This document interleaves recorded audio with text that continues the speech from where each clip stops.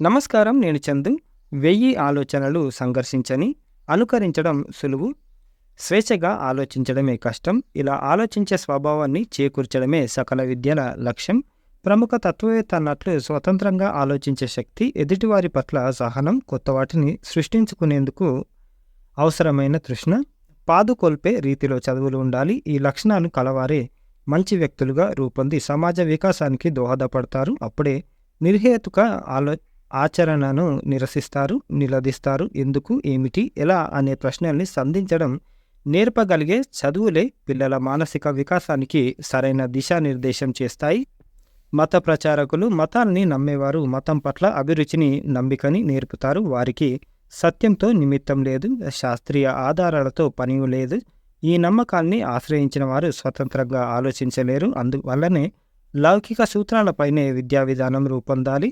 శాస్త్రీయ దృక్పథమే ప్రాతిపదిక కావాలి. కార్యాచరణ సంబంధం మీదనే ఆధారపడి దేవుడు, మతం గురించి సైతం చర్చించాలి. వాటి నిర్హేతుకతను చూపి సొంతంగా ఆలోచించడం ఎలానో నేర్పాలి.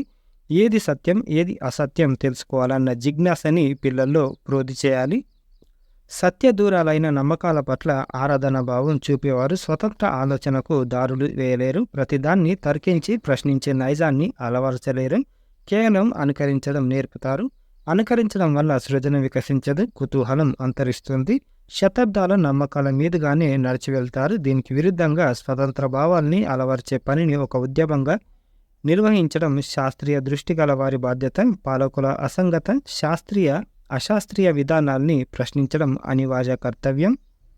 తద్వారా భావాల సంఘర్షణకు ఏది తప్పు, ఏది ఒప్పు తెలుసుకోవడానికి ఆస్కారం ఏర్పడుతుంది. సిసలైన నిజాన్ని గ్రహించడం వీలవుతుంది.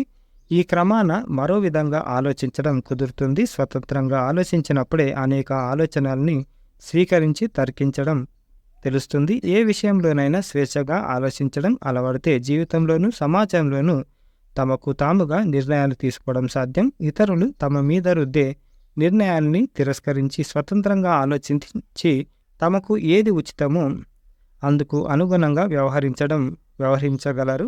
ఇది సమాజ వికాసానికి, వ్యక్తి వికాసానికి తోడ్పడుతుంది. 100 పూలు వికసించని, 1000 ఆలోచనలు సంఘర్షించని అని మావో అన్నట్లు, మరోసారి 100 పూలు వికసించని, 1000 ఆలోచనలు సంఘర్షించని అని మావో అన్నట్లు విద్యార్థులు తమ సొంత ఆలోచనలతో చదువుకోగలిగినప్పుడు మాత్రమే మార్పుల ఒత్తిడి నుంచి దూరం కాగలరు. తద్వారా దేశాన్ని కలవరపెడుతున్న విద్యార్థుల ఆత్మహత్యలు కొంతమేరకైనా తగ్గవచ్చు.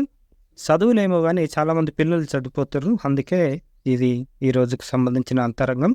1000 ఆలోచనలు సంఘర్షించని. లైక్ చేయండి, షేర్ చేయండి, సబ్స్క్రైబ్ చేయండి. Thank you. ధన్యవాదాలు.